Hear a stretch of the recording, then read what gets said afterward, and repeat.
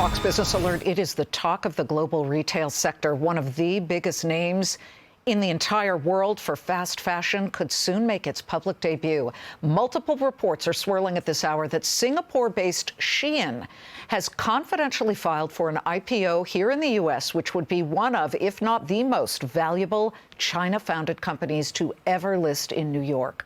Goldman Sachs, J.P. Morgan Chase, and Morgan Stanley, apparently, according to these reports, have been hired as lead underwriters. Bloomberg reports SHEIN is targeting up to a $90 billion valuation.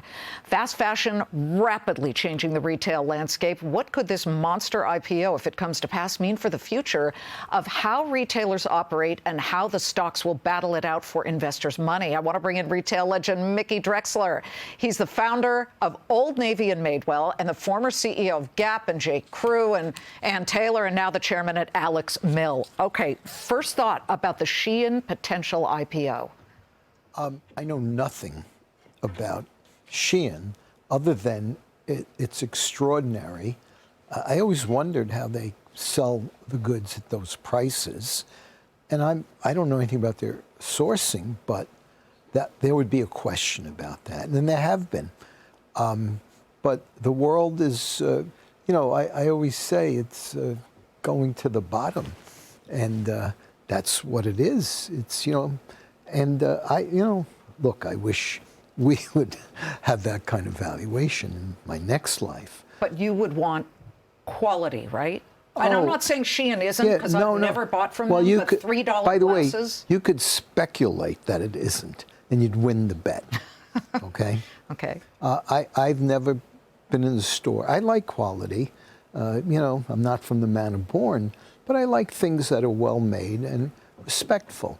And, the world is probably a little contradictory about, good sourcing, sustainability. And clearly, this is probably one of the most successful IPOs. I don't know the details, but incredible. Well, and then you look at, say, for example, a Pinduoduo and its e-commerce line, Temu, its arm there. Temu is also a huge operator in the space. And you pair it with the names out there that are in fast fashion, the Zaras, the H&Ms.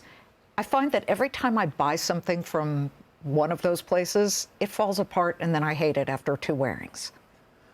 Well, quality, again, this is purely personal. I think a lot of it's a lost art. Brands get hot, things get hot, and I'm always amazed by the lack of quality in certain things, but, to each his own.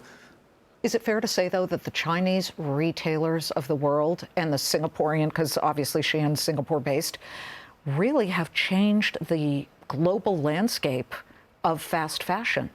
Well, again, I'm not a fast fashion person, and it's above my pay grade, but H&M and Zara, in my opinion, I remember that when H&M opened, there were lines around the block.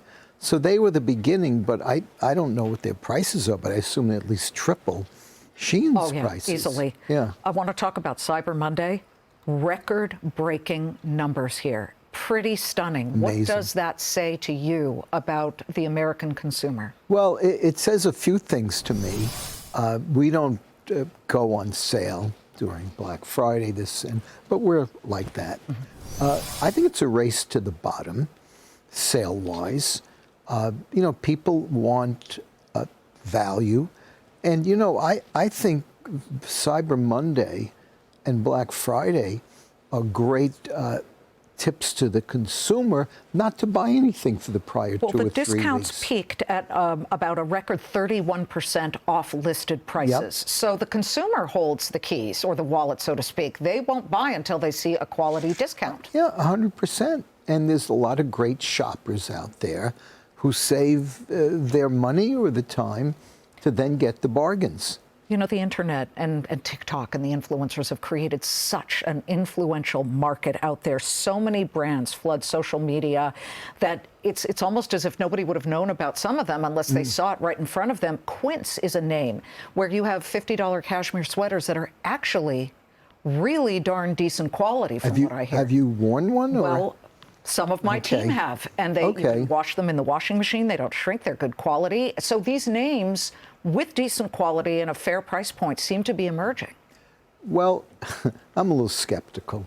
I'm going to get a Quince sweater to see it. Okay. Because I mean, I don't know where they're making these sweaters, but people, frankly, don't seem to care in most cases about things that people talk a lot about.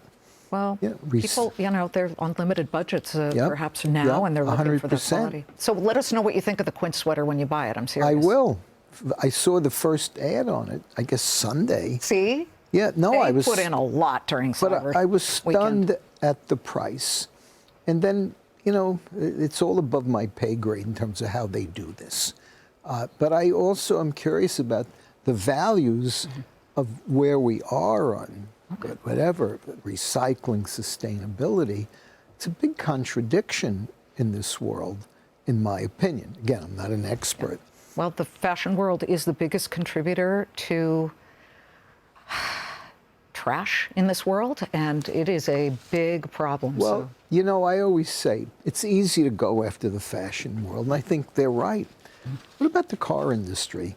It dwarfs the fashion world, so many other industries, but people drive cars. Who knows where they're made and how they're made?